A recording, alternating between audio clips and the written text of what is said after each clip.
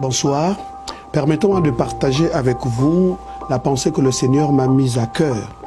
C'est la question fondamentale. Aujourd'hui, on se pose la question: qui est vraiment mon ami? Beaucoup de gens qui nous entourent, qui nous sont proches, se sont montrés dans la suite des personnes qui nous ont trahis. Le texte biblique dans Proverbe 17 dit « L'ami aime en tout temps, et dans le malheur, il se montre un frère ». Ça veut dire que nous voyons que l'ami ne choisit pas de temps pour démontrer son amitié. Aujourd'hui, nous pouvons constater que maintes fois le sujet revient, et donc le sujet sur l'amitié et le bon ami reste quand même un sujet important.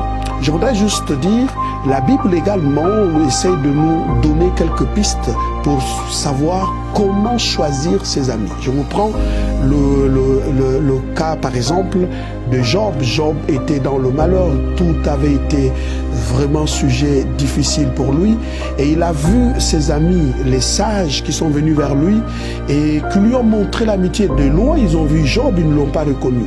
La Bible dit qu'ils ont déchiré leurs vêtements, ils se sont, comment dirais-je, enroulés dans la cendre pour montrer combien ils étaient touchés et choqués par la situation de Job. Pendant 7 jours, ces derniers n'ont rien dit.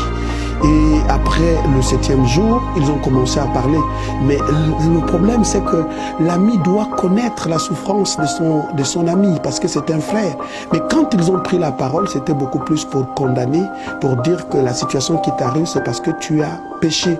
Malgré la remarque de Job qui va leur dire, écoutez, même si j'aurais péché, mais dans une situation pareille, l'ami a besoin de la compréhension de ses amis.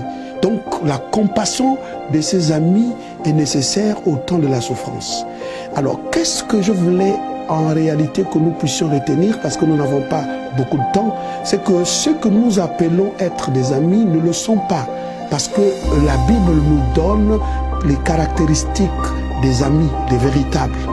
Ceux-là qui nous laissent dans nos moments les plus difficiles n'ont pas été nos amis, parce qu'ils sont venus peut-être au moment de la gloire. Ils sont venus pour une raison qui n'a rien à voir peut-être avec la situation actuelle. Et donc, du coup, nous sommes blessés parce qu'on les a considérés comme nos amis alors qu'ils n'étaient pas. Comment reconnaître un ami? Première caractéristique, c'est que l'ami, quelle que soit la circonstance, te témoignera toujours de son amour. Deuxièmement, l'ami n'attendra pas que tu sois là pour te défendre quand il y a des personnes qui parlent mal de toi, et il ne peut pas accepter de recevoir des accusations, même si tu es absent en présence de tes accusateurs. Troisièmement, l'ami est capable de pouvoir échanger des places. Il est là pour non seulement te protéger, te témoigner son amour, mais il est aussi capable de perdre même ce qui est cher, juste parce qu'il pense qu'il peut te protéger. Quatrièmement, et c'est peut-être ce que nous allons voir dans le prochain élément, c'est ce qu'il faut en réalité savoir. Un ami sait ses limites. Il comprend aussi la saison de l'autre.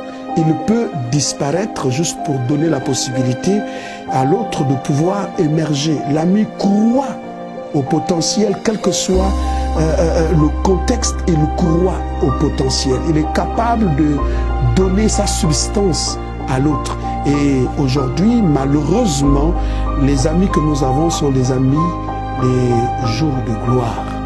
Et ceux qui viennent ne sont pas forcément venus parce qu'ils veulent développer avec nous une véritable amitié, mais c'est juste parce qu'ils savent ce qu'ils peuvent tirer de nous. Les blessures provoquées par des amis sont les plus difficiles, compliquées à guérir.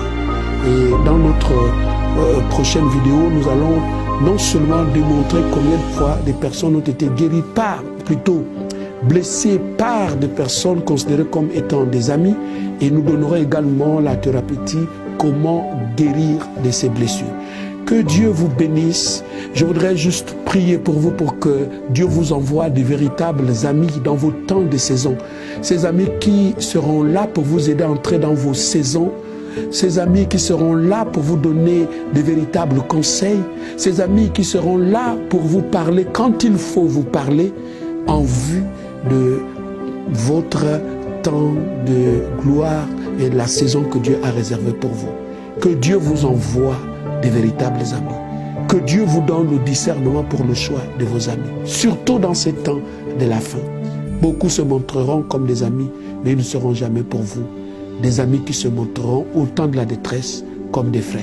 Soyez bénis, que le Seigneur vous équipe dans ces temps de la fin où le monde est en train d'aller inexorablement vers sa fin.